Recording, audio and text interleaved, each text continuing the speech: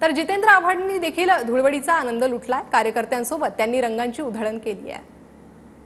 ही दृश्य आपण पाहतोय। जितेंद्र आव्हाडांनी देखील कार्यकर्त्यांसोबत हा आनंदोत्सव साजरा केलेला आहे। रंगांची उधळण करून त्यांनी हा उत्साह साजरा केलेला आहे।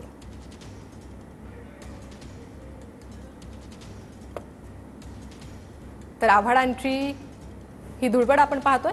जितेंद्र रंगांची उधळण करत हा सण साजरा करण्यात आलेला आहे। राज्यभरात नागरिकांकडून त्यासोबतच राजकीय नेत्यांकडून देखील या सणाचा आनंद लुटण्यात येतोय। आव्हाडांनी कार्यकर्त्यांसोबत रंगाची उधळण करून या सणाचा आनंद घेतलाय। तर कुठे पारंपरिक पद्धतीने, कुठे नैसर्गिक रंगांचा वापर करून धुळवड साजरी करण्यात येते। राजकीय नेते देखील यात मागे नाहीये। राजकीय नेत्यांनी देखील रंग खेळण्याचा आनंद लुटलाय। देशभरासह राज्यामध्ये धुळवडीचा जल्लोष आपल्याला पाहायला मिळतोय। आपल्यासोबत जितेंद्र आव्हाड सर, खूप मोठी गर्दी, जल्लोष आहे, काय सांगाल? हा तरुणाईचा सण आहे। आयुष्यातले सगळे रंग उधळण्याची वेळ असते आणि बेहोश होऊन जल्लोषामध्ये एक दुसऱ्याबरोबर रंग खेळत असतात आणि हा जोश आणि जल्लोष कायम ठेवण्यासाठी म्हणून हा कार्यक्रमाचं आयोजन केलं जातं। सर, महायुतीच्या नेत्यांना कुठल्या रंगाच्या शुभेच्छा द्याल? महायुतीच्या, महाआघाडीच्या का महायुतीच्या? नाही सर, आता विरोधक जरी असलेले आज शुभेच्छा देण्यात ते एक गाणं आहे ना,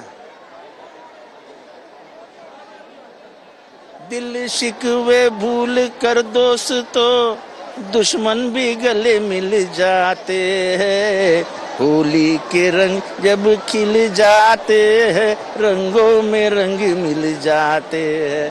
हा एक दिवस असतो। हे कोण कळतंय का? कोण आहे, काय आहे, कुठल्या पक्षाचा आहे, कुठल्या धर्माचा आहे, कुठल्या जातीचा आहे? सगळी काळी डोकी दिसत आहेत। ही ओळख आहे। कुठलाही सण आपलेपणा घेऊन येतो, कुठलाही सण संवाद साधण्यासाठी मदत करतो, कुठलाही सण कधी जाती धर्माची भिंत उभी करत नाही, उभी करतो ती माणसं। आपणच उभी करतो जाती धर्माची रंग।